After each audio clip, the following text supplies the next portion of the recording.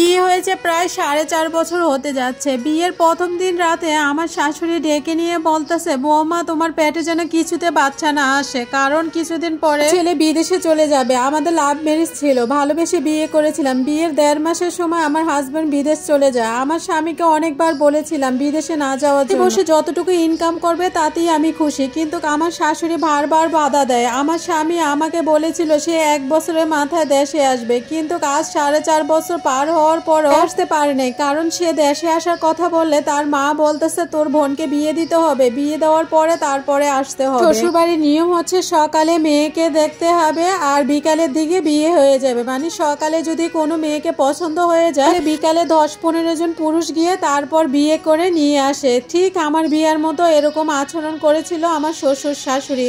আমার মা বাবার খুব ইচ্ছে ছিল আমাকে খুব ধুমধাম করে বিয়ে দিবে, কিন্তু তারা গ্রামের বাজার থেকে কোনো রকম নর্মাল শাড়ি বিয়ে করে নিয়ে যায়। আমার মা বাবা কোনো ঝামেলা করে না, কারণ পুরো এলাকার মানুষ জানতো আমার বিয়ের কথাটা। একবার যদি আমার বিয়েটা ভেঙে যায় তাহলে পুরো এলাকা লুটিয়ে পড়বে মেয়েটা খারাপ। এখন আমার শ্বশুর শাশুড়ির রূপ দেখতে পায় আমার ননদের বিয়ের সময়। তারা ফটোগ্রাফ, ঢাকা থেকে সমস্ত শপিং, মেহেদি আর্টিস্ট, টুকিটাকি সব কিছু প্রায় 10 লাখ টাকার মতো খরচ করছে আমার স্বামীকে দিয়ে, যেন সে দেশে আসতে না পারে। একেবারে 10 লাখ টাকা দিয়ে বিয়ে করার কোনো প্রশ্ন আসে না। যেখানে আমাকে নর্মাল শাড়ি দিয়ে বিয়ে করে আনছে, সেখানে এখন তার মেয়ের বেলা 10 লাখ টাকা খরচ করে বিয়ে করাচ্ছে। বিয়ের ঘটনা না বাদই দেয়। তারপর 2 বছর পরে আবার দেশে আসতে চায়, তখন আমার শ্বশুর শাশুড়ি স্বামীকে অনেক তালবাহানা করে আর দেশে আসতে দেয়নি, কারণ আমার ননদের বাচ্চা হবে, তাদের বাসায় বড় করে অনুষ্ঠান করবে, আকিকা করবে, এই বলে আমার শ্বশুর শাশুড়ি আমার স্বামীর 1 লাখ টাকা নেয়। কিন্তু আমি তাকে অনেকভাবে বুঝাইছি সংসারে খরচ করবা, কিন্তু একটু বুঝে শুনে, কিন্তু আমার কথা সে কখনোই শোনে না। আমার স্বামী আমার বেলা ছিল উদাসী, যদি বলতাম